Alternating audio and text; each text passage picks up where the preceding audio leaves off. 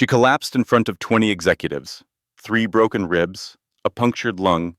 She had been hiding it for 3 days, showing up to work with 5 layers of makeup, covering bruises no one should ever have to hide.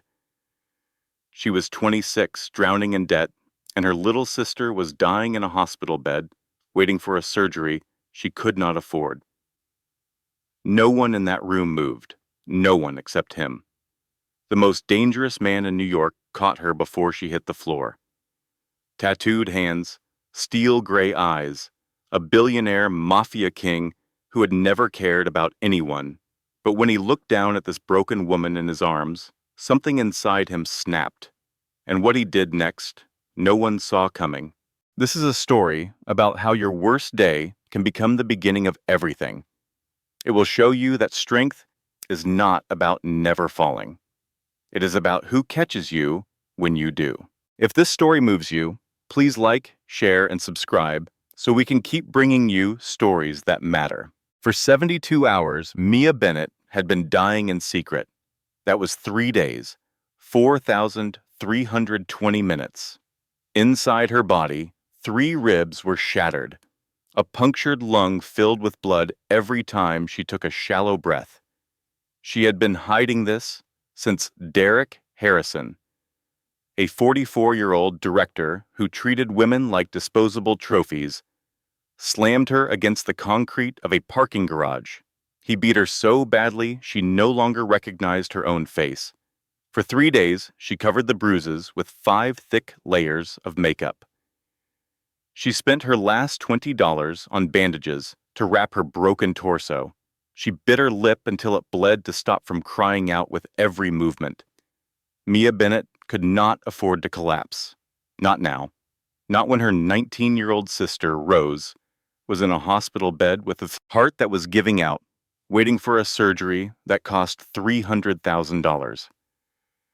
Not with debt collectors calling 6 times a day about her mother's final bills. Not after her landlord locked her out and threw her things onto the sidewalk. This single job was the only thing keeping her sister alive. So, Mia swallowed her pain and wore her trauma like a suit of armor, showing up to work each day, pretending she was not already a ghost. But broken bodies do not listen to reason. They do not care about love or desperate silent prayers. And on that 3rd day, while giving a presentation to 20 powerful executives, Mia's body finally quit. Her vision went blurry. Her knees buckled. The entire world turned on its side. She started to fall, but she never felt the impact. Someone caught her. Strong hands wrapped around her waist, stopping her fall just before she hit the marble floor. The hands were huge, covered in tattoos of snakes coiled around roses and bleeding thorns. They were hands that could crush a man's throat or sign a billion-dollar deal with the same chilling efficiency. They belonged to the man at the head of the table, the one person no one ever looked at directly, the man whose name was a curse whispered in New York's shadows, Matteo Valente, 36 years old, chief executive officer of Valente Corporation, a billionaire before he was 30. He was the Viper of New York, a hidden king in the Italian Mafia who controlled judges and senators. For 8 long months, he had watched Mia, drawn to the fire in her spirit. And now he held her broken body and felt an emotion he had not experienced in 20 years, rage. It was a fury for her, not at her. In that silent room, with executives too afraid to move, Matteo Valente looked down at the woman in his arms and made a promise. Whoever was responsible for this would beg for an end he would never grant. And this woman, this fierce, stubborn woman who had struggled by herself for so long, would never have to fight alone again. Some women hope for a prince to save them. Mia Bennett was about to find her safety in the arms of a devil who wore Armani. Because when the world has stripped you bare, a monster's protection is the only thing that can save you. If this story has you hooked, hit that like button. Share it with someone who knows that darkness can be a shield, and subscribe, because what Mateo does next will redefine everything. When Mia finally woke up in his penthouse, she would discover that collapsing was the easy part. Staying would have a price, and leaving was no longer her choice. The smell of sandalwood and the feel of silk sheets were the first thing she noticed. Then she opened her eyes, and terror hit her like a physical blow. This was not her tiny, worn-out apartment. This was not the cot she slept on. This room was bigger than her entire home, with towering ceilings and walls of glass that showed the Manhattan skyline at sunset. Mia tried to push herself up, but a blinding pain shot through her chest, choking her gasp. It was then she saw that her ribs had been properly bandaged. Clean, white wrappings had replaced the cheap gauze she had used. An intravenous line was in her arm. A monitor beside her bed showed a steady pulse.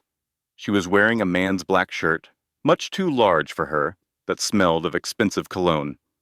Who had dressed her? Where was she?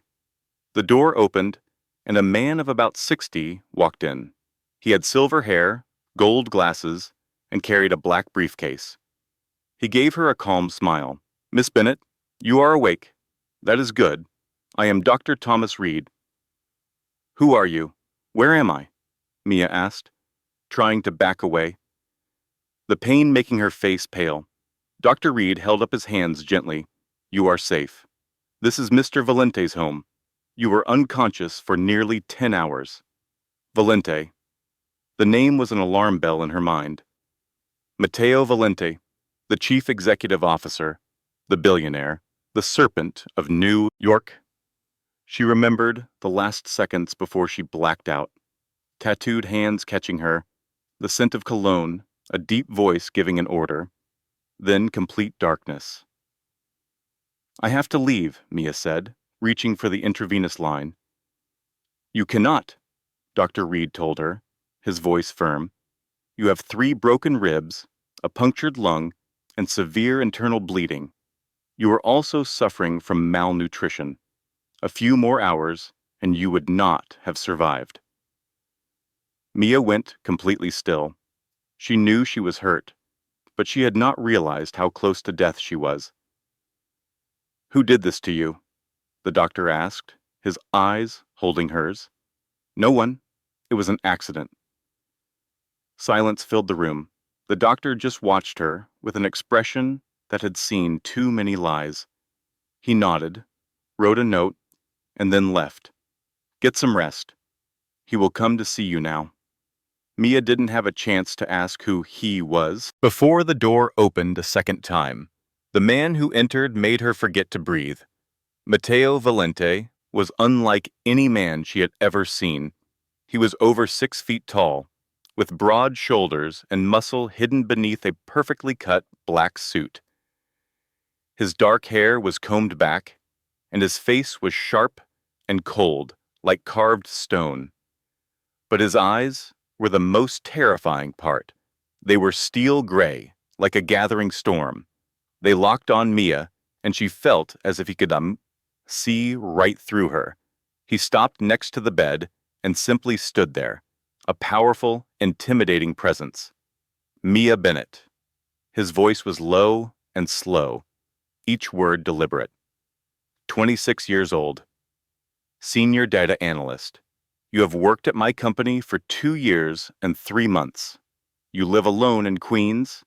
You have a 19-year-old sister named Rose who is in the hospital waiting for a heart surgery. The bills total $270,000. You work a second job at a bar in Brooklyn to make payments. And 3 days ago, someone in my company's garage beat you nearly to death. Mia could not draw a breath. It was not because of her injuries. It was because this man knew every single detail of her miserable life. "What do you want?" she asked, fighting to keep her voice from shaking.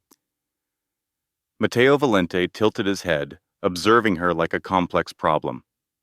"The real question," he said, "is who dared to touch something that belongs in my building?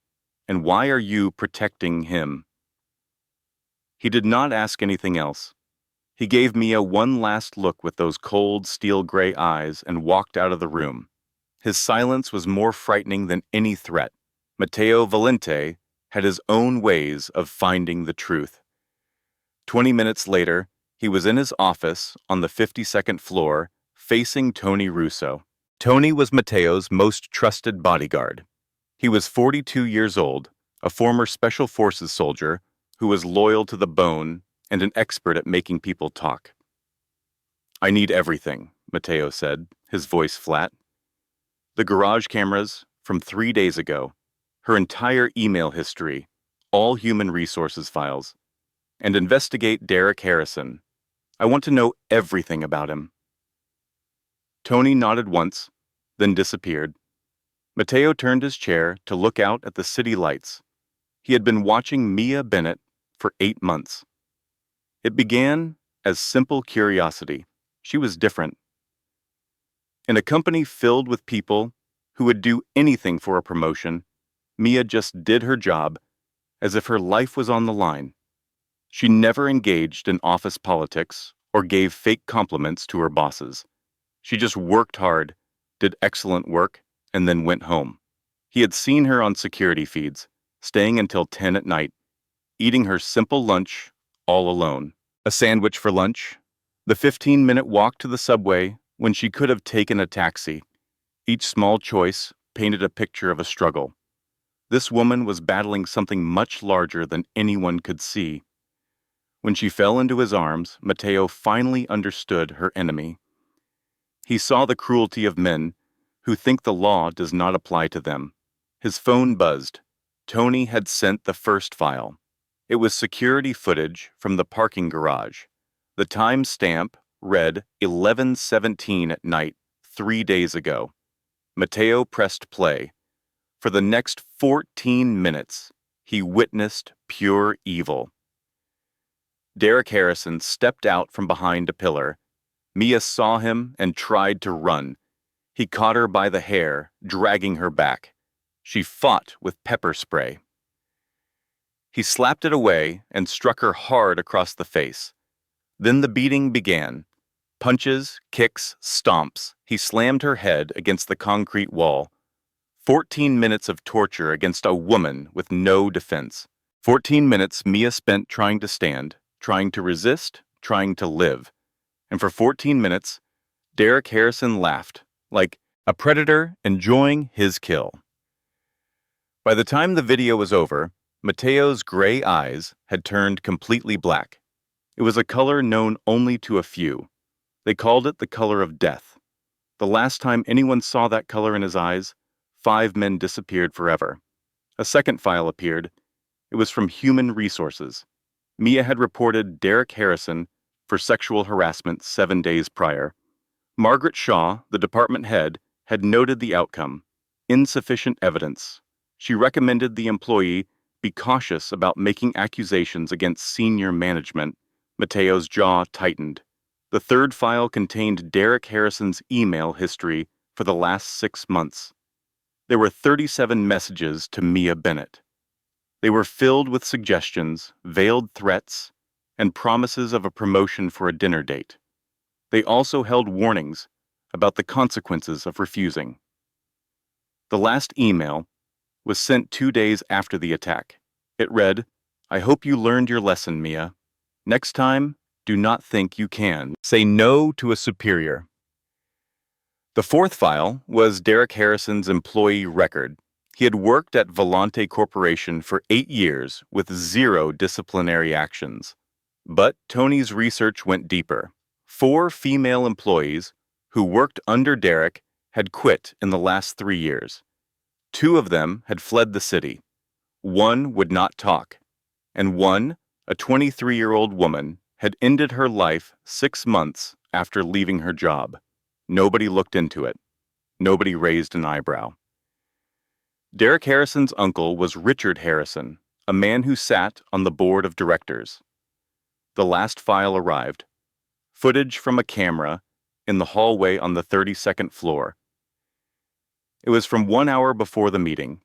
Derek Harrison strolled past Mia's desk. He paused, leaned in, and whispered something to her. Mia recoiled as if she had been burned by acid. Derek just smiled and kept walking. Matteo turned off the screen.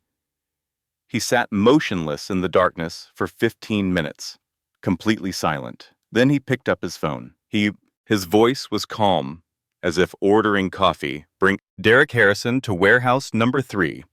Does the boss want him breathing? The line was quiet for 3 seconds.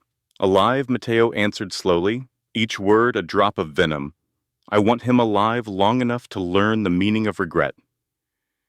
Mia waited until 2 in the morning. A deep silence had fallen over the penthouse. The city lights cut faint patterns across the dark floor. She had been lying still for hours, faking sleep each time the nurse checked on her. Her plan was set.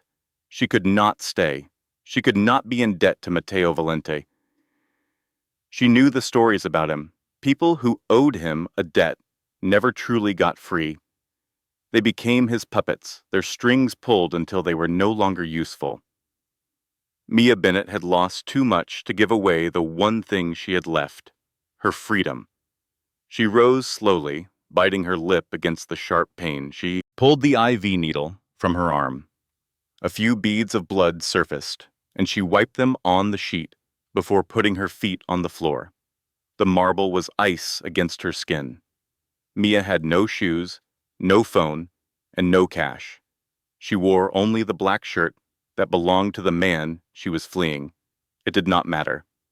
She had faced far worse than a barefoot walk through New York at night.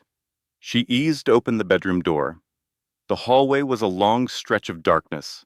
Mia walked with one hand on the wall for balance. Every step was agony. Her broken ribs grated against each other. Her lungs burned when she tried to take a full breath. But she thought of Rose and kept moving. She thought of her sister in a hospital bed, afraid and alone, wondering where she was. Mia reached the elevator at the hall's end and pushed the button. Nothing happened. She tried again. The elevator was turned off. Her hope crumbled. She found the door to the emergency stairs. It was heavy steel. She threw her entire weight against it, a scream of pain tearing through her chest. But she did not give up. The door swung open, and Mia stopped cold. Matteo Valente sat on the top step. His back was to the wall, and he held a glass of whiskey. He looked as if he knew she would be there, as if he had waited all night. 2:17, he said, without looking at a watch. Your tolerance for pain is higher than I thought. Mia took a step back. I have to leave. That is not a request, Mr. Valente. It is a statement. I am leaving this place now. Matteo rose to his feet. Every motion was controlled and full of danger. He was almost a foot taller than her, and in the small stairwell, his presence was crushing. Where will you go, Mia? To your home? The one your landlord evicted you from 3 days ago? Mia froze. Or maybe to Mount Sinai Hospital. Your sister is there. Room 72, 3rd floor. Waiting for a heart valve surgery that you cannot pay for. Stop it. Mia's voice trembled. You have no right to look into my life. I have every right when someone is attacked inside my building, and I know more than you realize. Matteo moved closer. Mia retreated until the cold wall stopped her. I know you have worked 2 jobs a day for the last 14 months. I know you survive on 1 meal a day to save for your sister. I know you sold your mother's car last month to cover some of the hospital expenses, and I know that as of yesterday, you had exactly $37 in your bank account. Mia was speechless. She felt an urge to scream, to hit his cold, handsome face, to collapse from shame and helplessness, but she did nothing. She just stood there, shaking, fighting not to break down again. What do you want from me? She finally asked, her voice raw. What must I do to repay you for this? Be your plaything? Your property? Matteo tilted his head. A flicker of anger crossed his eyes. Is that the kind of man you believe I am? I do not know what kind of man you are. I only know that nothing in this world is free. He was quiet for a moment, his eyes searching hers as if making a final judgment. When he spoke again, his voice was softer. You are right, nothing is free, but my price is not what you imagine. Then what is it? Mateo lifted a hand and gently touched her chin, forcing her to look up at him. You will stay here until you are healed. You will tell me who did this to you and why you did not report him, and you will stop throwing your life away as if it has no value. Mia wanted to fight back. She wanted to tell him she did not need his charity and hide behind the walls she had built for years. But his gray eyes held no pity. They held something else, something much more terrifying. He showed real concern, and that scared her more than any threat. The next morning, Mateo was true to his word. A polished black Mercedes was waiting downstairs. Tony Russo held the passenger door open. Mia came out of the elevator in fresh clothes that had been left for her. They fit her with a strange perfection, as if someone knew her exact size. She did not ask how. She did not want to think about what else Mateo Valente knew. He was not with her. Tony drove her through the Manhattan morning without a word. Mia sat in the back, the city a blur outside the window. She could only think of one person, Rose. Her sister had not seen her in 4 days. To a 19-year-old girl with a failing heart, 4 days was a lifetime. The car pulled up to Mount Sinai Hospital. Tony opened her door. You have 1 hour, he said. I will be right here. Mia just nodded. She had no energy to argue about being monitored. All she wanted was to see her sister. The hospital hallway was long and white, and the sharp scent of antiseptic was painfully familiar. Mia had walked this corridor hundreds of times in the past 2 years, ever since Rose's heart condition had taken a turn for the worse. Each time, she worried it might be the last. Room 72. She paused outside the door, took a sharp breath that hurt her ribs, and pushed it open. Rose was small and pale in the large bed, lost among the tubes and monitors. Her brown hair fanned out on the white pillow. Her blue eyes, just like Mia's, were tired and dull. But when she saw her sister, they brightened, then quickly filled with tears. Mia? Rose's voice was a weak whisper, but it carried a sharp edge of hurt. 4 days. You were gone for 4 days and said nothing. I thought something terrible had happened. Mia rushed to her side, sitting on the edge of the bed and forcing a calm expression. I am so sorry. Work was just crazy. It was a lie. Rose, her hand was seized with a grip that felt impossibly strong. The force left in Rose's frail body shocked Mia. You're always lying to me. You insist that everything is okay, but I see you wasting away each week. You claim you are not exhausted, but your eyes have dark circles like a ghost. Now you show up here covered in makeup, as if you have a secret. Mia said nothing. She had misjudged her sister. Rose was ill, but she was not a fool. Let me look.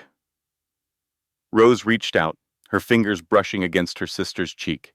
Mia flinched, but it was too late. Rose's touch smeared the foundation, exposing the deep purple bruise underneath. The young girl's eyes grew wide with shock. Mia? Who did this to you? Nobody. I tripped. Stop lying to me. Tears streamed down Rose's cheeks. I am not a little girl. I know you are handling all of this by yourself. I know you have 2 jobs. I know you miss meals just to cover my medical costs. And I know you are slowly destroying yourself for me. Rose? Babe. Please do not say that. What is it then? Tell me the truth. Rose began to sob, her frame shaking so violently the heart monitor shrieked in alarm. I am a weight on your shoulders. Without me, you could have a normal life. You would not have to suffer through this. You would not be getting hurt, because I know this is about me, about money, about you needing to keep that job, no matter what. Mia gathered her sister into an embrace, ignoring the sharp pain in her own chest. She clung to her, terrified Rose might disappear. Listen to me. Mia's voice shook, but remained steady. You are not a weight. You are the only thing keeping me alive. After Mom passed away, I wanted to be gone too. I had no reason to get out of bed. But then I saw you, 17 years old and alone in this room, and I knew I could not break. You are all I have in this world, Rose. I would do anything to save you, anything. But you cannot keep giving everything up, Rose wept against her shoulder. You will die because of me, and I could not bear that. I will not die, Mia promised, uncertain if she believed her own words. I promise I will not die, and I promise you will have your operation. How? Where is that kind of money going to come from? Mia's thoughts went to Matteo Valente. She pictured his decadent penthouse, his unclear proposition, and the cost she would likely have to pay. I will figure it out, she said. And this time, it was not a lie. The two sisters sat quietly, holding one another in the sterile hospital room. The steady beat of the heart monitor was a constant reminder that their time was disappearing. Mia understood she had no other path. She would remain with Matteo Valente, not from desire, but because it was the only option to save Rose. When Mia got back to the penthouse, Matteo was in the living room waiting.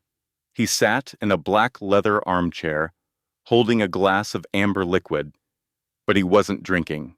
He just followed her with gray eyes that revealed nothing. How is your sister? He asked.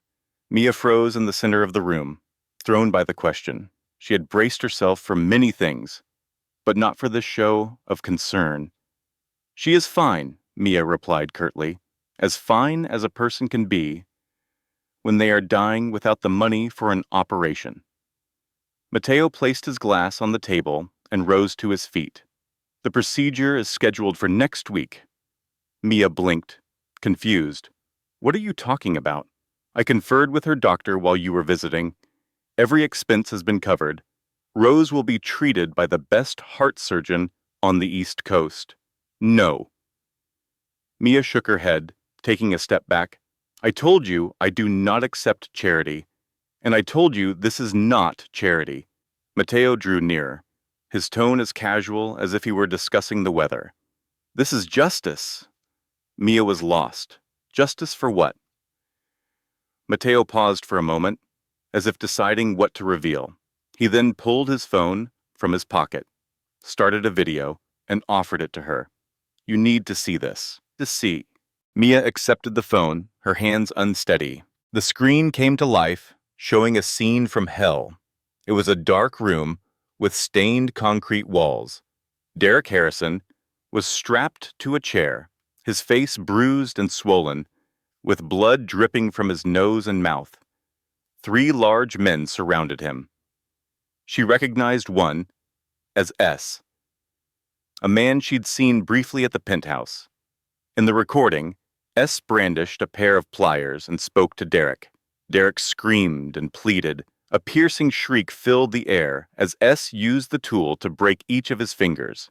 1, 2, 3, Mia dropped the phone like it was on fire. She felt an urge to be sick, to cry out, to escape this room, to escape the man who stood before her with a terrifying calm. What have you done? She whispered. I did what was necessary. Matteo retrieved the phone and stopped the video. He will not hurt another woman ever again. Not because he feels remorse, but because he no longer has hands to do so.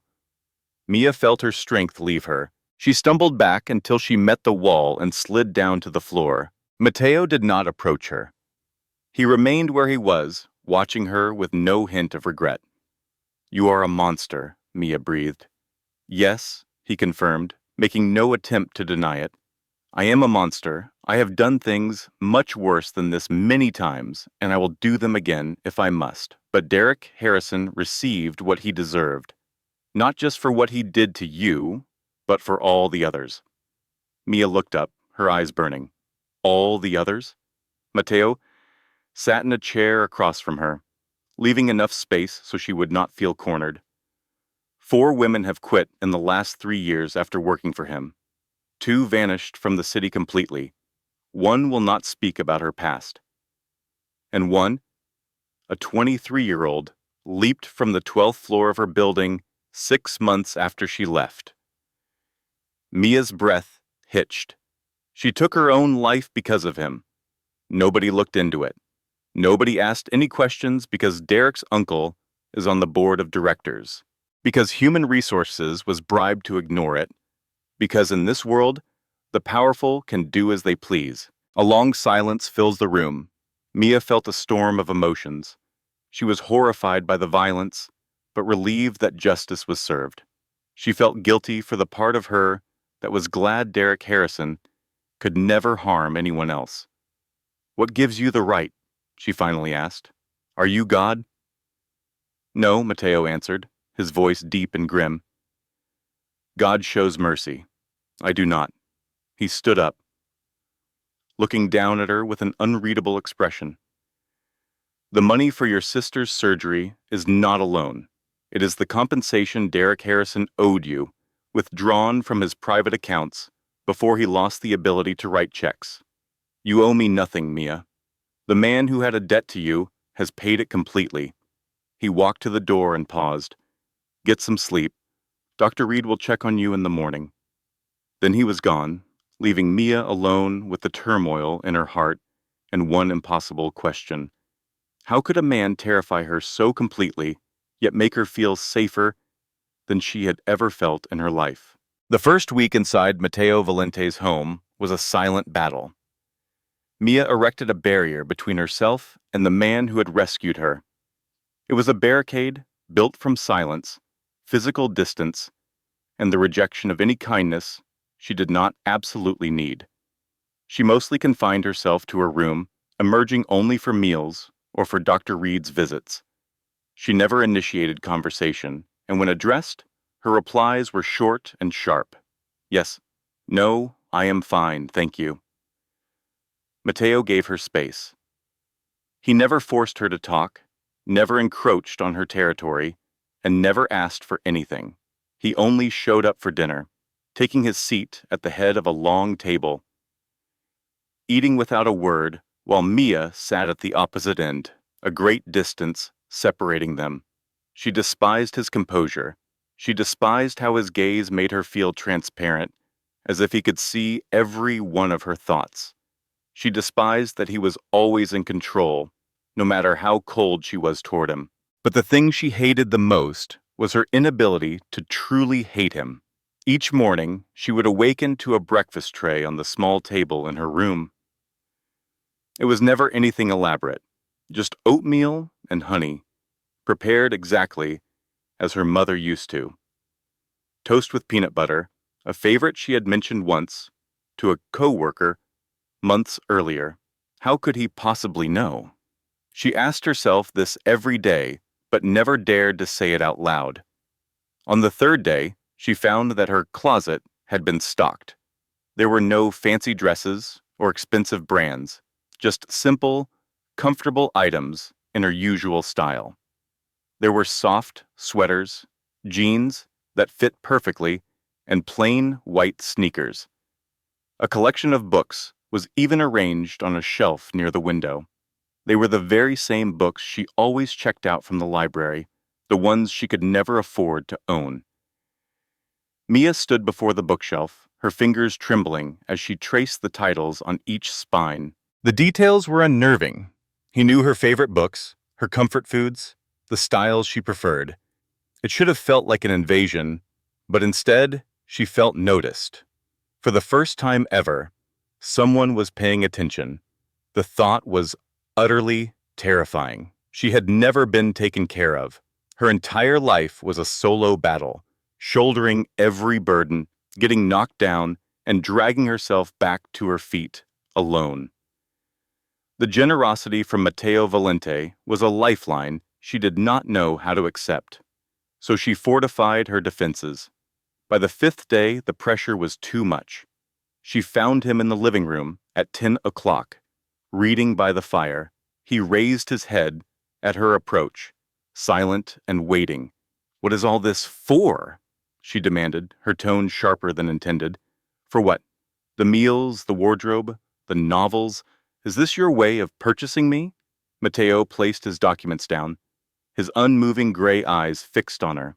Must every act of kindness come with a hidden motive?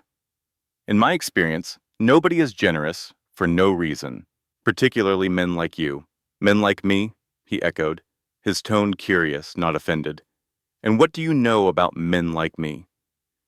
You run the Mafia, you take lives, you brutalized Derek Harrison until he was a wreck of a man.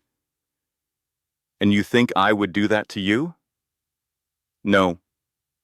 The word left Mia's lips, and she was startled to find she meant it. I am afraid that if I begin to trust you, you will break that trust, just like all the others. A heavy silence filled the room. Mateo rose and moved toward her, pausing at a carefully measured distance. Who broke your trust, Mia? Your father swore to keep his family safe. Then he was killed at work, leaving you with nothing. Your mother swore she would always be there. Then she lost her fight with cancer when you were just 22. Your old boyfriend swore he loved you. Then he hurt you for 3 years until you finally broke free. Derek Harrison, pledged to advance your career, and he left you for dead in some garage. You want to know why I trust no one? Because every time I have, it has only brought me misery. A tear landed on her hand before Mia even knew she was weeping. She spun around, humiliated by the display, but Mateo's words froze her in place. I am not your father. I am not your mother. I am not any of those men who broke you. I do not deal in promises. I deal in facts. You are secure in this house, and I require nothing from you. It is up to you to accept that. He went back to his seat and picked up his papers, as if their entire exchange was meaningless. Mia remained in the center of the large room, sensing the fortress she had built around herself might be starting to crumble. 3 days later, a call came from the hospital. It was not about Rose. The news was far more stunning. Miss Bennett, this is a courtesy call to confirm the full settlement of all outstanding medical bills for your family. The financial officer's tone was clinical and detached, like he was reading from a script. Mia was paralyzed in the center of the room. Every debt? What are you talking about? Every single one? Yes, the man confirmed. The entire $243,000 bill for Patricia Bennett's cancer care. The $117,000 for Rose Bennett's extended stay over the last 2 years, plus the complete expense for her upcoming heart operation and a 6-month recovery plan. The total, just under $500,000, was settled yesterday by a wire from a firm named Valente Holdings. Mia had no memory of ending the conversation. Her awareness returned to find her outside Mateo's penthouse office. Her knuckles were white and a furious tremor shook her entire body. She threw the door open, forgoing any knock. Mateo was at his desk, speaking Italian into his phone. He saw her, spoke a final, clipped phrase, and ended the call. His gray gaze met hers, completely unsurprised, as if he expected her arrival. $500,000. The words trembled with Mia's rage. You settled a $500,000 debt and never told me. Mateo tilted back in his seat, his composure so absolute it made her want to lash out. Does my clearing your family's financial burden upset you? What upsets me is that you believe you can dictate my life. You told me the operation was funded with Derek's money. You never mentioned my mother's bills or Rose's 2 years of care. You hid it because you knew I would say no. Naturally, I would have said no. Mia advanced on the desk and slammed her palms on its surface.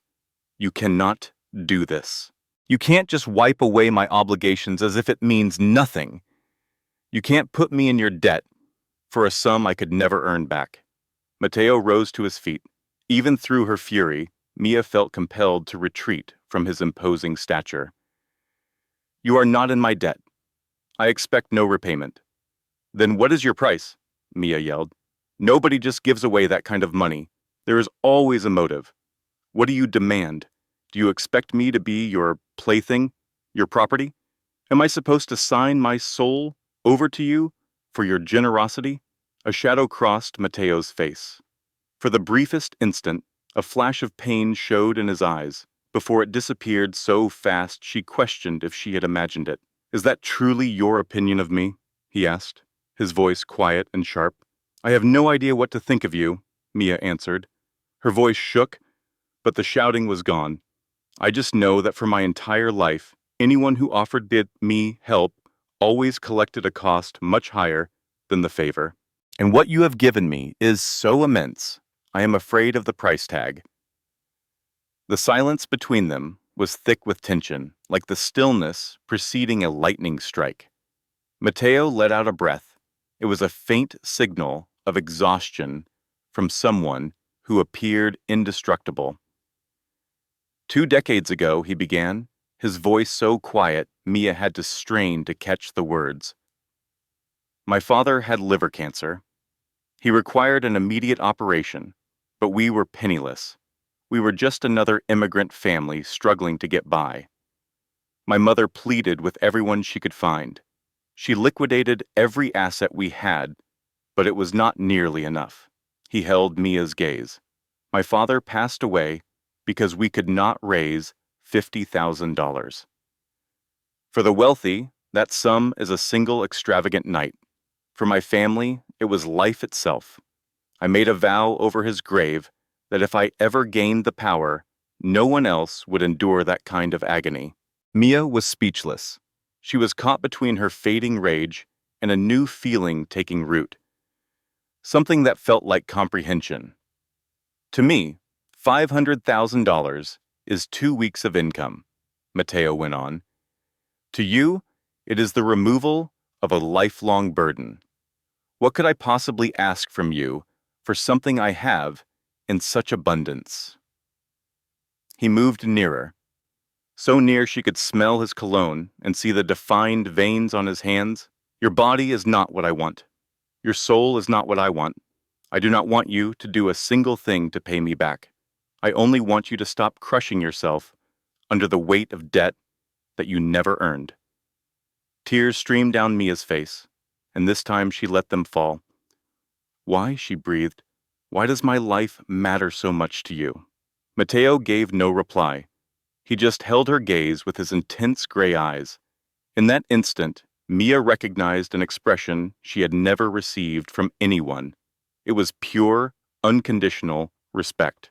It did more to demolish her defenses than any promise could. The day of the operation came with surprising speed.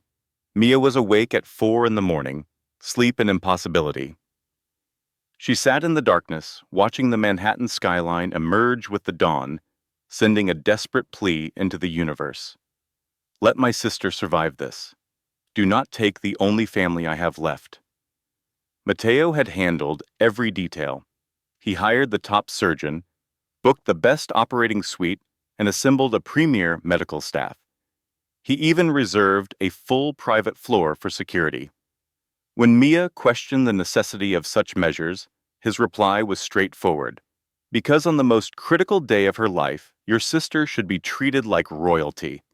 Mia was at a loss for words. She got to the hospital at 6 a.m. Rose was already prepped, wearing a light blue gown. Her face was gaunt, but she managed a weak smile for her sister. I am afraid, Rose said in a low voice, while Mia held her hand. I know, Mia answered, keeping her own voice even as her spirit shattered. But it will all be fine. You will close your eyes, and when you open them, you will have a brand new heart. Is that a promise? It is a promise, Mia affirmed, knowing it was one she could not guarantee. Some outcomes were not hers to command, but she had to calm the terror she saw in her sister. An attendant arrived to take Rose to surgery. Mia walked with them until the doors swung shut, watching her sister vanish from view. And then the wait began. 1 hour, 2, 3, 4, 5. 6 hours felt like an eternity. Mia remained motionless in the waiting area. She did not eat. She did not drink. She did not move. Her eyes were locked on the doors to the operating room, convinced that looking away would somehow jinx the outcome. She was not aware of Mateo's presence until he set a glass of water down in front of her. "You should drink something." His voice was quiet and surprisingly soft. Mia shook her head, remaining silent. She knew if she tried to speak, her composure would shatter. Mateo did not insist. He just took a seat in the nearby chair, a quiet, steady presence. He asked no questions and offered no empty words of comfort. He was simply there, an anchor in the storm of her anxiety.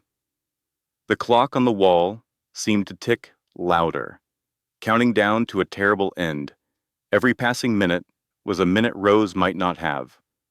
Each moment of quiet filled her mind with the most awful outcomes. Rose never waking up. Rose dying during the surgery. Rose leaving her all alone, just like her father, her mother, and everyone else she had ever cared for. After the 7th hour, the doors to the operating theater swung open. The surgeon emerged in his green scrubs, his mask hanging at his chin. Mia shot to her feet, her heart pausing for one long, terrifying moment. The doctor's voice was full of warmth when he confirmed the surgery's success. He explained that the new valve was functioning perfectly. Rose would have a recovery period, but she would be healthy. She would get to live a normal life. Mia had no memory of her own response. She only knew her legs buckled beneath her. If Mateo had not been there to catch her, she would have hit the hard hospital floor. The emotional dam she had maintained for years finally broke. Sobs tore through her, not the silent tears she had mastered, but the raw, ragged gasps of a soul that had endured too much for too long. It was the release of finally being allowed to break. She wept with relief that Rose would survive, that the constant fear of losing her was gone. She wept for the pain of countless sleepless nights, missed meals, and moments she nearly gave up, but forced herself to stand. She wept with guilt for cursing her fate, for wanting to quit, for wishing she did not have to bear it all by herself. And she wept with gratitude for the man who held her, a stranger who had appeared from nowhere and altered the course of her life. Mateo remained silent. He simply held her close, one arm around her back and the other cradling her head. He let her cry into his chest until the storm inside her passed. He did not ask her to stop. He offered no hollow promises that things would be okay. He was just a steady, patient presence. When Mia finally pulled back, her face was wet and her eyes were swollen and red. She met Mateo's gray gaze and saw an emotion she was afraid to identify. "Thank you," she rasped, her voice rough. "Thank you for this." Mateo raised a hand, his thumb gently brushing the tears from her cheek. "There is nowhere else I would rather be," he said. For the very first time, Mia truly believed him. After the operation, the dynamic between Mia and Mateo started to shift. The changes were so subtle, she did not recognize them until much later. There were no grand speeches or dramatic confessions. Instead, tiny fractures appeared in the wall she had built around herself, letting small beams of light through. On the first day of the second week, Mia stopped eating in her room. She joined Mateo at the dining table for the evening meal. They ate without speaking, but the quiet was different now, no longer strained or cold. It was the easy silence of two people who no longer needed words. On the second day, Mia discovered Mateo reading in the living room at 10 in the evening. Her first instinct was to retreat, but she found herself sitting on the opposite sofa. She opened her own book, and they read together until midnight, never saying a word. When Mia got up for bed, she wished him a good night. Mateo responded with a small nod, his eyes warmer than she had ever seen them. On the third day, Mia decided to cook. She walked into the kitchen at 6 that evening and found fresh ingredients in the refrigerator, restocked daily, by the staff. She began making a simple pasta from a recipe her mother had taught her. When Matteo arrived back at the penthouse, he paused in the doorway, watching her stir the sauce with open surprise. "You do not have to do that," he stated. "I know," Mia said, not turning around, "but I want to." That night, they shared the pasta she made. Matteo told her it was the best thing he had eaten in years. Mia did not believe him, but a small smile touched her lips for the first time in what felt like forever. On the fourth day, Mia told Rose about the man who was helping her. She was careful not to mention his name, the Mafia, or anything connected to that dark world. She only explained that someone had shown her great kindness. Rose's eyes lit up with playful curiosity. "You like him, do you not?" Mia instantly denied it, but the heat rising in her cheeks gave her away, and Rose laughed. It was the brightest, most wonderful sound Mia had heard from her in 2 years. On the fifth day, Matteo had to work very late. Mia could not settle down to sleep. She sat in the living room, insisting to herself that she was en la route, not waiting for him. But when the elevator doors slid open at 1 in the morning, revealing an exhausted Matteo, a cup of ginger tea was already waiting on the table. He glanced at her, then at the cup, his expression unreadable. "You do not need to wait up for me," he told her. "I know," she answered, "but I want to." The echo of her earlier words hung in the air between them. Matteo simply sat and drank the tea. They shared the quiet of the late night as if it were the most natural thing in the world. On the sixth day, Mia laughed. It was not a polite smile, but a real, spontaneous burst of laughter when Matteo accidentally spilled coffee on his crisp white shirt and swore under his breath in Italian. He gave her a look of mock offense, which only made her laugh more. As her laughter died down, she noticed Matteo watching her with a peculiar intensity. "You have a beautiful smile," he said, his voice quiet and sincere. "You should do it more often." Mia felt her cheeks flush and quickly looked away, unsure how to reply. On the seventh day, a frightening realization struck Mia. She did not want to leave anymore. It was not because of the lavish penthouse or the comfortable life. It was because of the man who lived there, the man she promised herself she would never trust. She was slowly falling into the deep chasm that was him. The most terrifying part was not the fall itself. It was the fact that she no longer had any desire to stop it. That evening, Mia saw Matteo standing alone on the balcony, looking out at the glittering lights of Manhattan. Her first thought was to leave him be, but something in rival gangs was against Matteo. His posture made her pause. His shoulders were slumped just slightly, not held in their usual rigid line. He was gripping the railing so hard that his knuckles had turned white.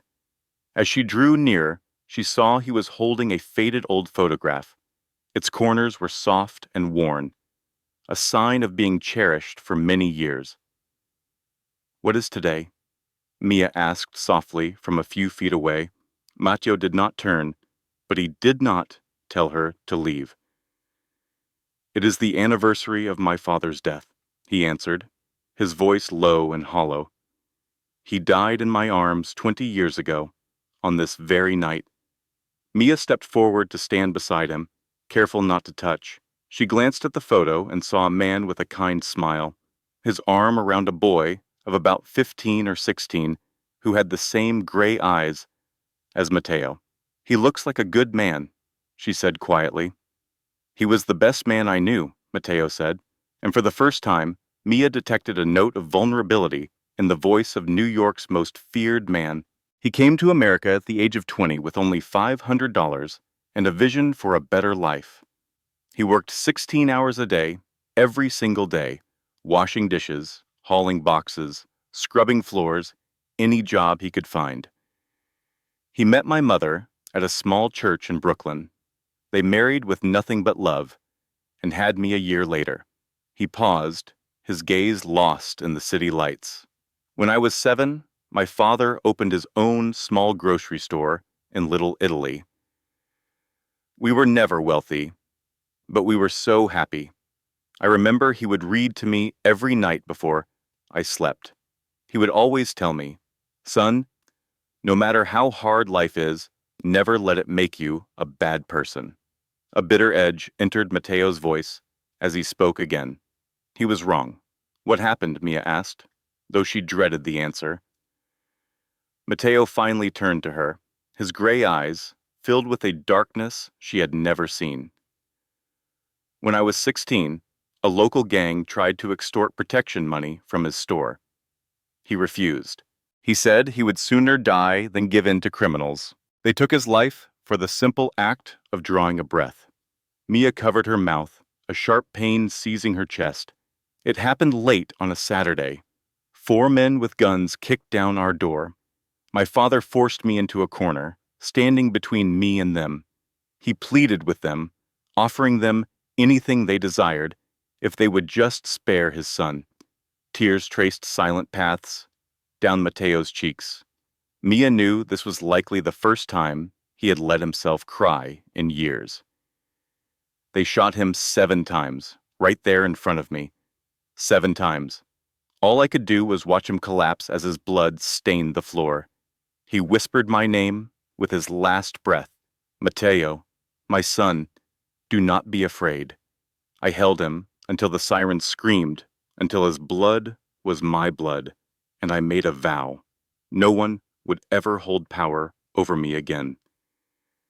Mia remained silent. She just reached over and placed a hand on his arm, a quiet gesture that offered all the comfort she had. My mother fell apart after the funeral. Matteo's voice was hollow, like he was telling a story that belonged to someone else. She stopped eating and sleeping. She just wept and called for my father. She was gone 6 months later. The official cause was a heart attack, but I knew she died from a broken heart. She could not exist in a world without him. At 17 years old, I was an orphan with nothing. He looked out at the city lights, his voice turning hard as stone. I faced a choice. I could die like them, or I could become something to be feared. I chose fear. I found the same crew that had murdered my father and joined them. I learned their ways, how to fight, how to handle a weapon, how to make others tremble. Once I was strong enough, I hunted down every man from that night. Each one died slowly. He met Mia's gaze, holding nothing back. I built this empire on that blood. I became the serpent everyone whispers about. I became everything my father begged me not to be. I have no regrets. In this world, good men like my father end up dead. It is the monsters who survive. Mia stared into his gray eyes, seeing the darkness and the agony swirling within them. And she finally understood. Matteo Valente was not born a monster. The world had forged him into one. Beneath the skin of that fearsome serpent was a 16-year-old boy, crying as he held his father's dying body. At 3 in the morning, the penthouse was submerged in silence. Sleep would not come for Mia. Matteo's story echoed in her mind, painting vivid pictures that felt like her own memories. A boy barely 16, his clothes soaked in his father's blood, the sound of gunfire forever branded into his soul. She recognized that kind of pain. She knew the agony of losing everyone you love and being forced to go on living. She tossed again before finally giving up. Slipping on a robe, she walked out into the living area. A faint light from the kitchen drew her attention. Someone else was awake. Mia entered to find Matteo by the kitchen island. He held a glass of whiskey he had not touched, his gaze lost in the distance. He had changed from his suit into a black t-shirt and pants. He seemed softer, more human, less like a crime lord. "You cannot sleep either?" Matteo asked without turning, as if he had sensed her presence. Mia moved closer, stopping just a foot away. "I keep thinking about what you told me." He finally turned to face her. "I should not have burdened you with my past. It is not yours to carry." "No." Mia shook her head. "I want to know. I need to understand you. Why? He asked. Because you understood me. Her voice was a soft whisper. You saw right through me before I said a word. You saw my grief, my burdens, and all my lonely nights. You never judged me or pitied me. You just offered help. I feel I owe you that same understanding. Mateo placed the glass on the counter and faced her completely. The low light of the kitchen softened the cold steel in his gray eyes, making them look like a sky cleansed by rain. You do not owe me anything, Mia. I know, she replied, but this is not an obligation. This is a choice. A comfortable silence settled between them, the kind that happens when two people stand on the verge of something new, both aware but hesitant. Mia was the first to speak. Tonight on the balcony, when you cried, she started slowly, picking her words carefully. I realized something. What? You are not a monster. You are a man who was hurt so deeply by the world that you wrapped yourself in darkness for protection. And I understand that, because I have done the same thing. Mateo just looked at her, and for the first time, Mia saw something new in his eyes. It was not cold strategy or guarded control. It was vulnerability. It was a deep loneliness that comes from standing at the summit for too long with no one by your side. Are you not afraid of me? He asked, his voice raw. I probably should be, Mia confessed. You are everything I was ever warned against. Dangerous and ruthless, but you are also the one who caught me when I was falling, the one who saved my sister. You are the man who taught me that sometimes darkness is a shelter, not a threat. Mia closed the small distance between them until only inches remained. She looked up into his eyes. In that instant, every wall, every fear, and every reason to hesitate simply vanished. What do you want? Mateo's voice was low, trembling with a tightly controlled emotion. Mia answered without a word. She rose on her toes, laid a hand on his chest, and felt the wild rhythm of his heart as she kissed him. That first kiss was not gentle. It was filled with every unspoken feeling from the past weeks. It held the fire of their first meeting, the careful dance of suspicion, the gradual understanding, the shared pain, and the raw desire that now consumed them. Mateo kissed her back with a desperate intensity that left her breathless. One of his hands cradled the back of her neck, while the other pulled her waist tightly against him, as if she might fade away. He kissed her like a drowning man, finding his only source of air. When they finally broke apart, they were both gasping for breath, their foreheads pressed together. Do you understand what this means? Mateo whispered against her lips. Once you enter my world, there is no leaving. I will not let you. Mia opened her eyes, meeting his burning gaze. Maybe I do not want to be let go. That was all he needed. He kissed her again, deeper this time, a silent vow that from now on, she was his. He would destroy anyone who even thought of harming her. But in Mateo Valente's life, happiness was always fleeting. Mia was about to learn this lesson in the cruelest way possible. In the 3 days after their kiss, everything shifted. The distance was gone, the icy barriers melted.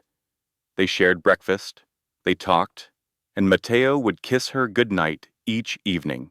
He went no further, telling her he wanted to wait until she was fully healed. But those kisses were enough to make Mia feel weightless.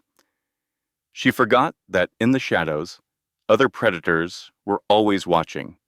Richard Harrison did not take defeat well. When he discovered what Mateo Valente had done to his nephew, Derek Harrison, leaving him unable to use his hands, he vowed to get even. Richard was on the board of Valente Corporation, but he had darker connections, ties to a world of shadows. He dedicated 2 weeks to gathering intel, watching the serpent of New York's every move until he found his enemy's one true weakness. A woman named Mia Bennett. A direct assault on Mia was impossible while she was protected inside the fortress of a penthouse. Richard needed a softer target, someone more accessible. He found Rose. It was the 5th day since Rose's surgery. She was out of intensive care and in a standard room. Her recovery was so remarkable that her doctor predicted she could go home in a week. Mia had visited that morning with flowers and cake. She told Rose about Matteo, leaving out the more dangerous details of his life. Rose had teased her until she blushed, and they had laughed together, feeling as if the darkness had finally lifted.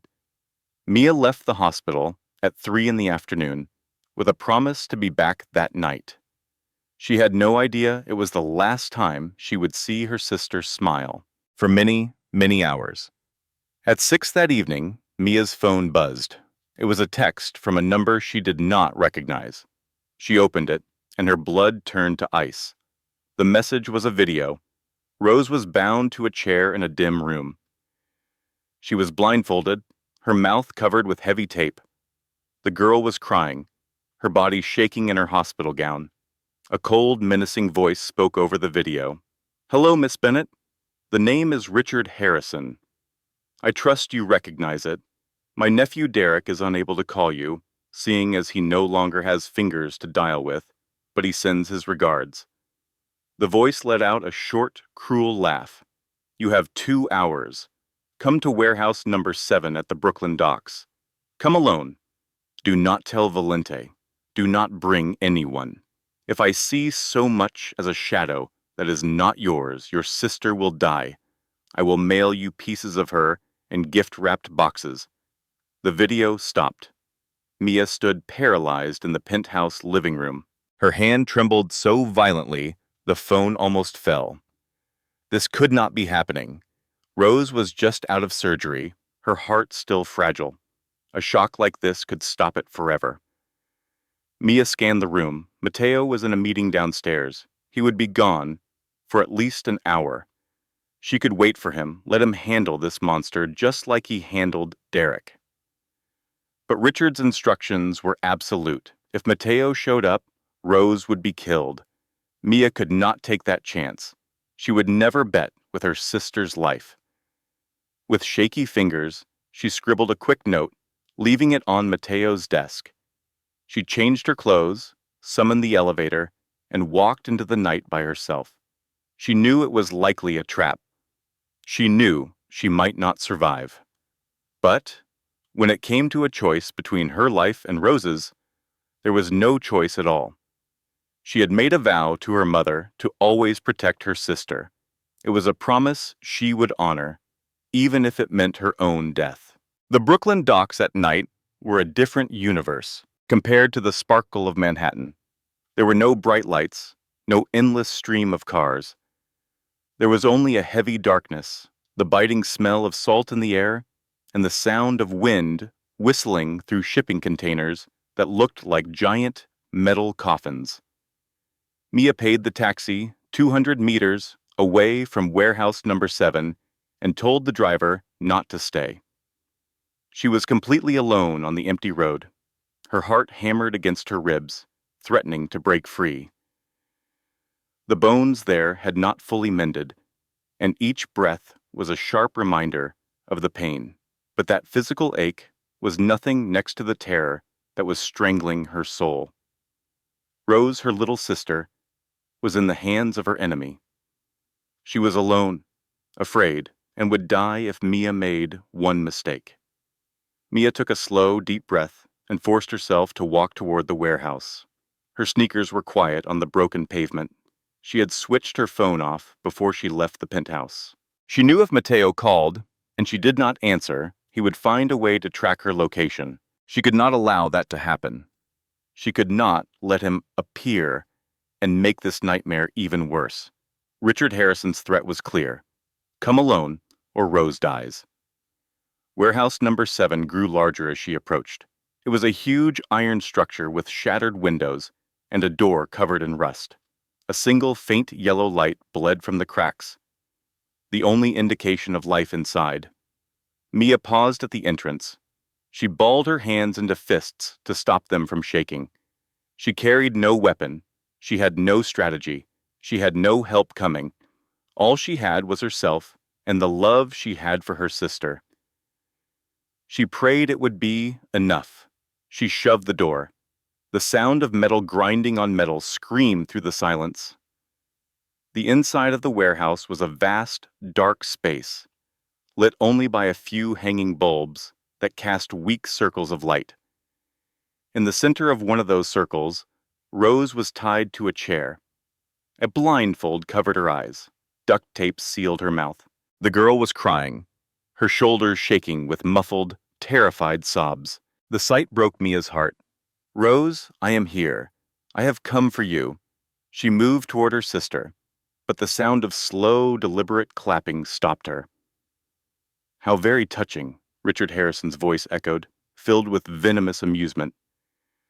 The love between sisters is a beautiful thing. He emerged from behind a steel support beam. He was wearing a gray three-piece suit, looking like he was on his way to a formal event, not a kidnapping. 5 large men, all of them armed, followed him. Mia sized them up instantly and knew she stood no chance in a fight. I am here, she said, her voice surprisingly firm.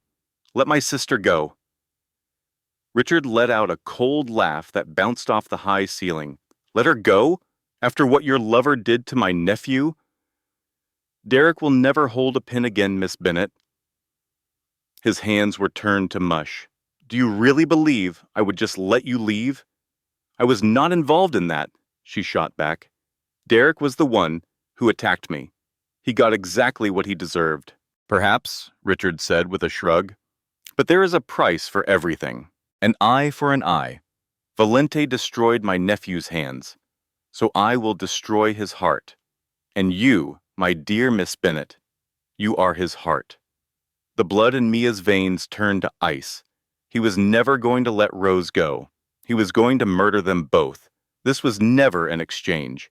It was an execution.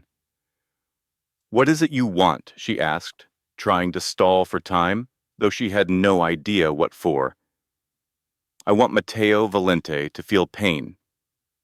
Richard answered, his eyes burning with a crazed light.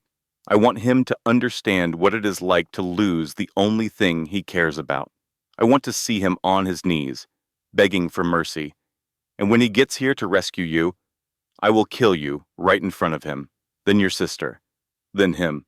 He is completely insane, Mia realized. Richard Harrison was lost in his own hatred.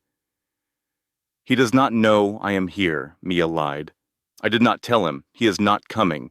Richard gave her a look of false sympathy. You poor, naive girl. Did you think the most dangerous man in New York does not have you watched every second of the day?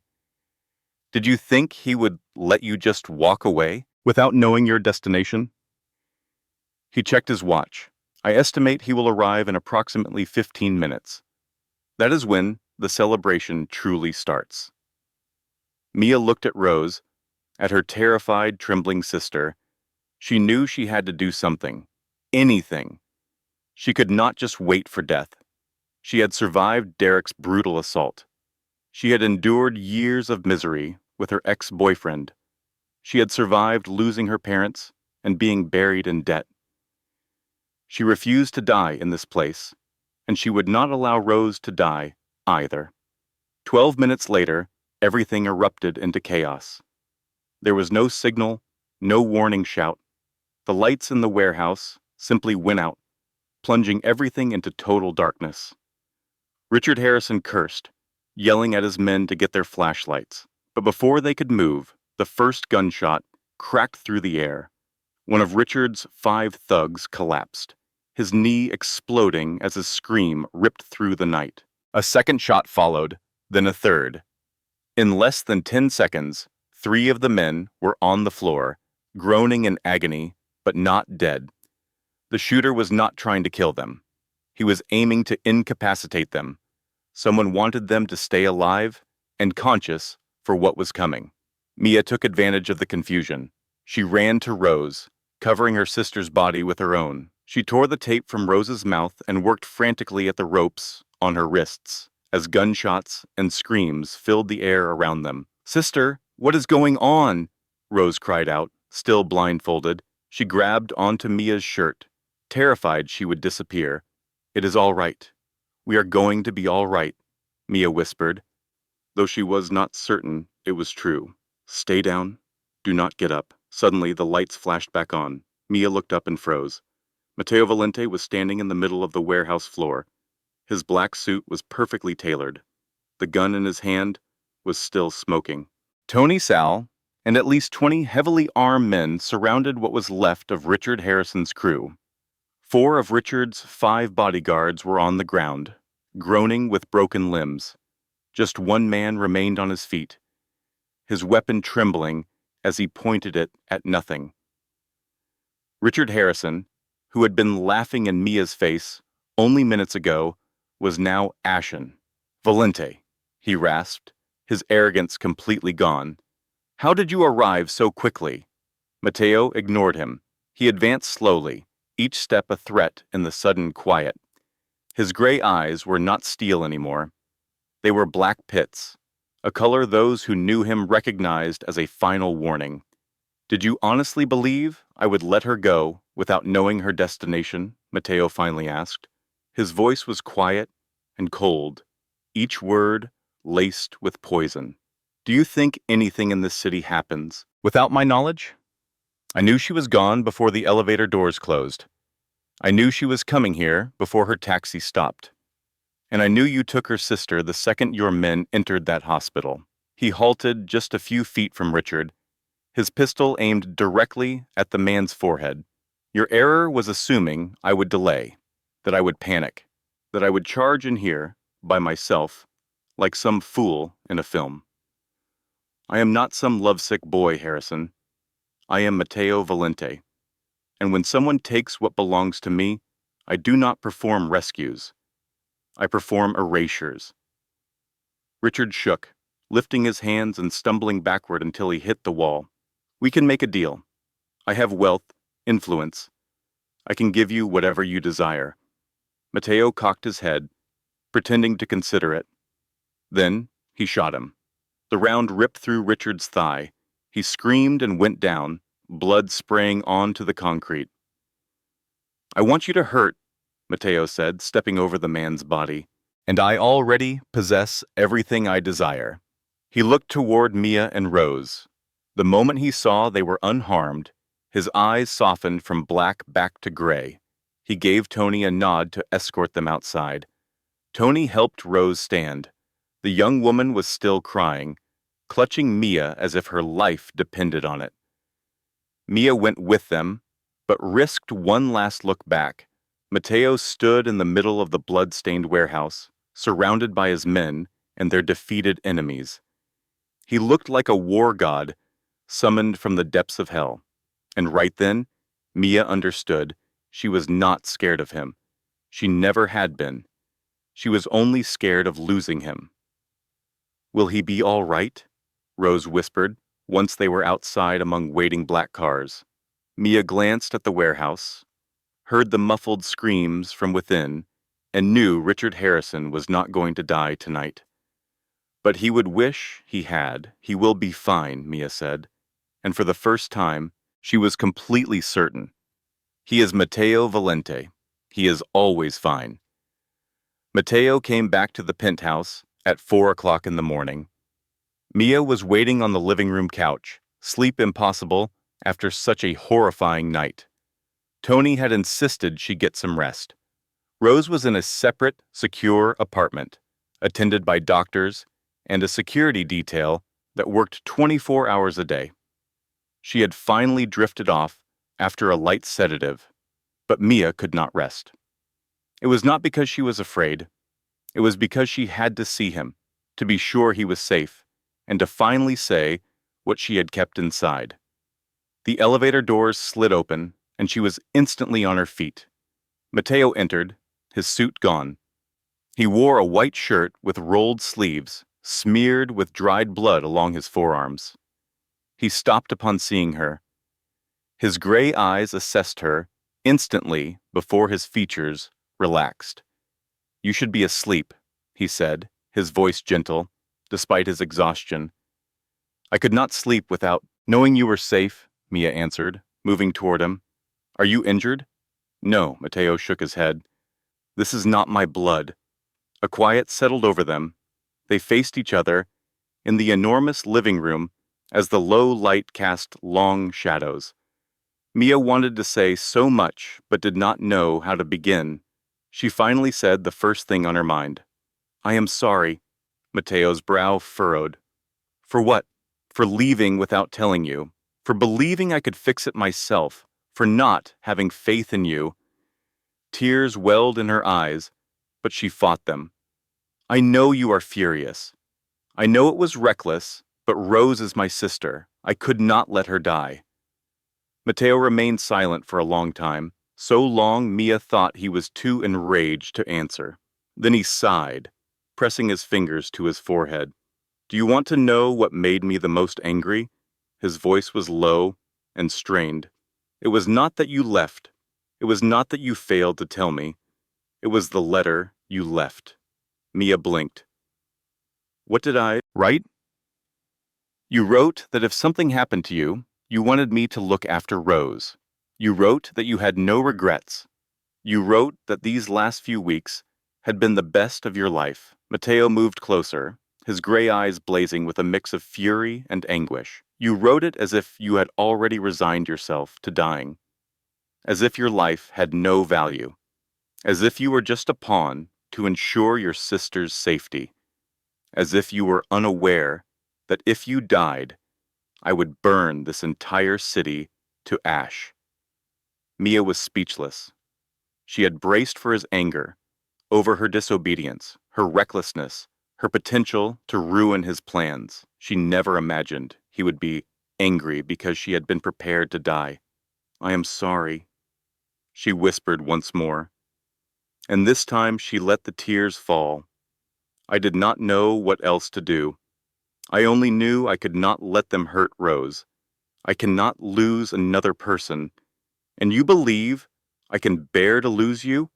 Mateo demanded, his voice shaking.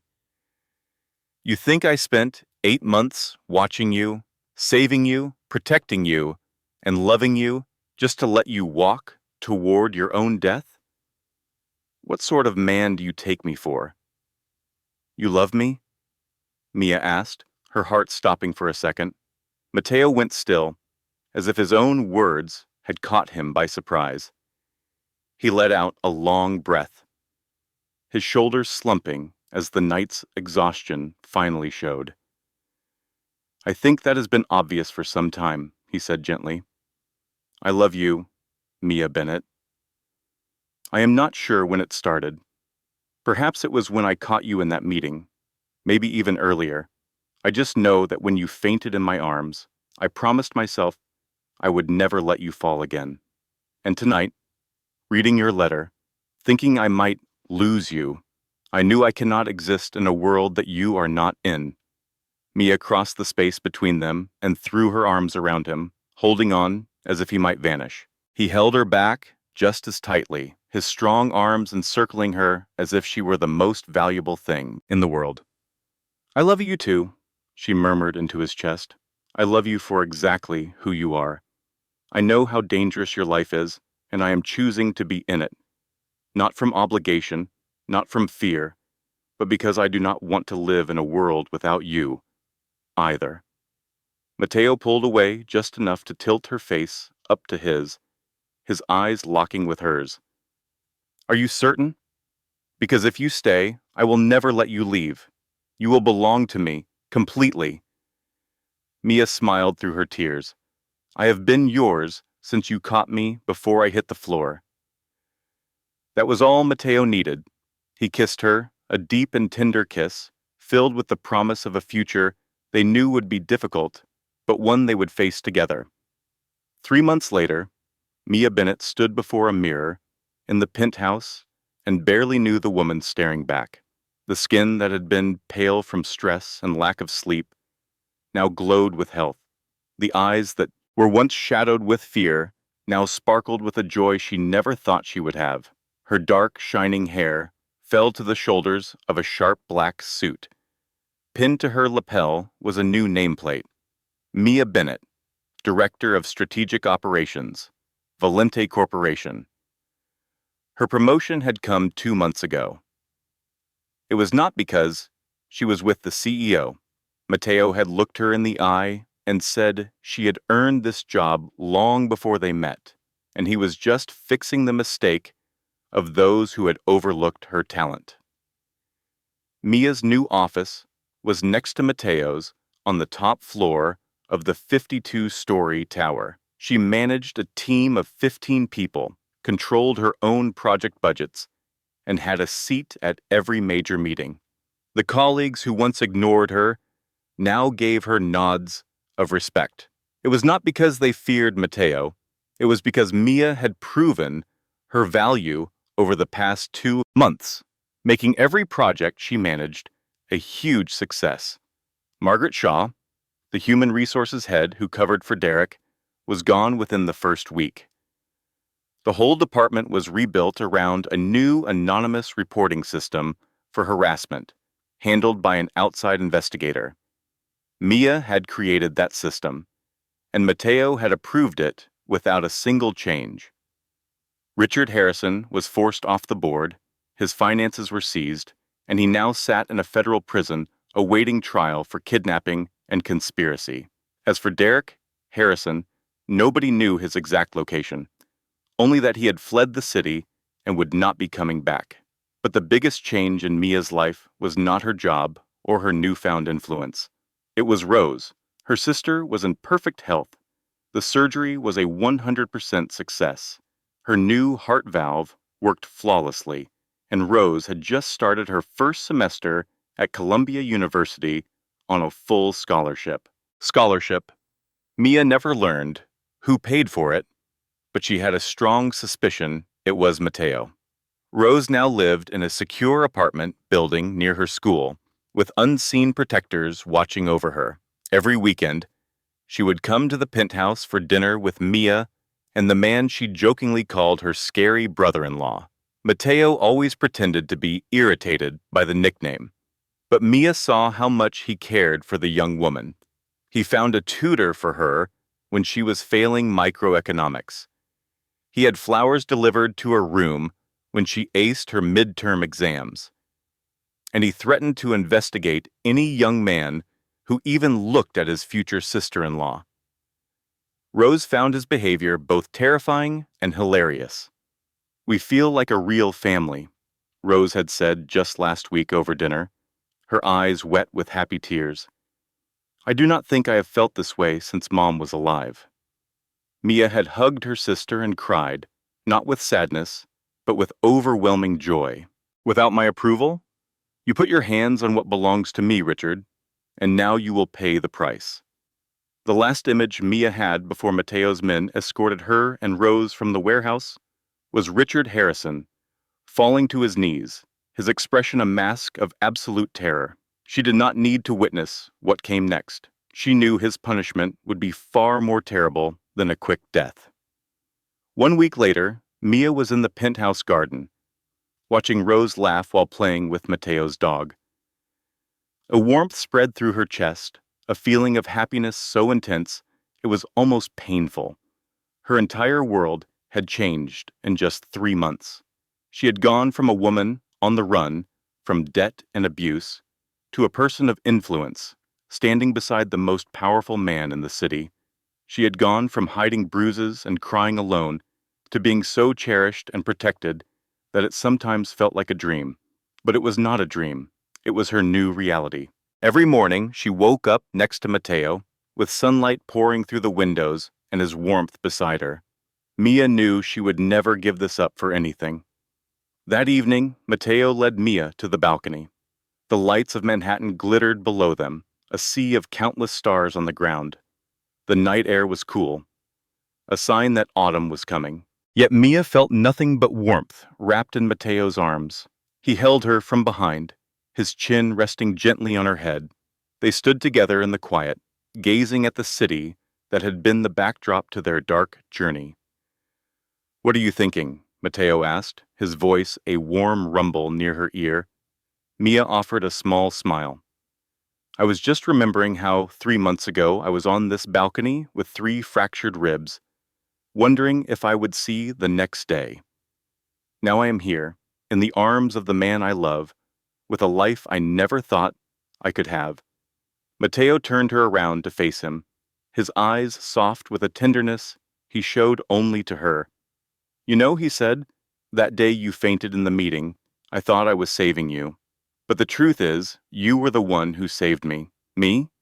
Mia asked, surprised. I had been in the darkness for so long, Matteo explained, his hand coming up to gently touch her cheek. I had forgotten what it was like to be loved. I believed I deserved only fear and obedience. Then you came along. Your eyes did not hold any fear when you looked at me. Your spirit refused to be broken. You showed me that even a monster could be cared for. In a sudden movement, Matteo went down on one knee and Mia's breath caught in her throat. He pulled a black velvet box from his jacket pocket and opened it. Inside, a diamond ring sparkled, catching the city lights. I am not good with elegant words, Matteo began, his voice shaking just a little. It was the first time Mia had ever seen the formidable serpent of New York look anything but confident. I am a killer and a mafia boss. I am the darkness people run from. I have done horrible things, and I will do them again to protect those I love. I am not a perfect man. By most standards, I am not even a good one. But I love you. I love you with everything inside of me, with the heart I thought had died a long time ago, until you brought it back to life. My life, I want to dedicate the rest of my days to your happiness, to keeping you safe and loving you with everything I have. Mia Bennett, will you marry me? Tears flowed down Mia's cheeks, but they were born from pure joy. She had no need to consider it. Her answer was decided long ago. Yes, she breathed, and then repeated it with conviction. Yes, Matteo, I will. He slid the beautiful ring onto her finger, then stood to kiss her with a depth and tenderness that promised a shared future. After the kiss ended, Mia looked from the brilliant diamond on her hand to the face of the man she adored. You know, she said, her smile shining through her tears, 3 months ago I was sure that collapsing was the absolute worst moment of my life. I was wrong. Hitting rock bottom was the best thing that ever happened because it led me to you. A rare smile, one meant only for her, touched Matteo's lips, and I will always be there to catch you. Every single time you fall. They embraced on the balcony, surrounded by the lights of Manhattan. Two people, broken and shaped by a cruel world, had found each other and finally felt whole. Some women dream of a prince on a white horse coming to their rescue. Mia Bennett found her refuge in the arms of a devil in an Armani suit. She learned that when the world strips everything away, the protection of a monster is the only salvation that matters. Because sometimes you do not need the light. You just need a darkness powerful enough to shield you from all other darkness. For Mia, that was Matteo Valente, the feared serpent of New York. This story teaches us powerful lessons about life. It shows that our most hopeless moments can be the start of something amazing. That genuine strength is not about avoiding falls, but about finding the courage to get up again each time. It proves that love can appear in the most surprising places, and that sometimes you just have to be brave enough to open your heart to it. And the most important lesson is that no one should have to fight their battles alone, no matter how much life corners you. Did the story of Mia and Matteo make you think about your own journey? Have you ever felt like Mia, trying to carry the weight of the world by yourself, afraid to trust or hope for more? Or do you see yourself in Matteo, hiding old wounds behind a tough exterior? We would be honored to hear your story. Please share your feelings in the comments below so we can connect with you on a deeper level. If this story resonated with you, subscribe to our channel and turn on notifications so you never miss another moving story. Please like this video and share it with friends or family who could use a little more faith in love and hope. Every subscription, like, and share gives us the encouragement we need to continue bringing meaningful stories to you. Thank you for joining us for the entirety of today's story. We wish you and the people you care about good health, a happy life, and many peaceful days. Regardless of the challenges you face, please remember that after every storm, the sky becomes clear again. And sometimes, the person who helps you up is the last one you would ever expect. Goodbye, and we will see you again in the next video. This content was carefully researched, developed, and manually edited by our team to bring you meaningful lessons and inspiration.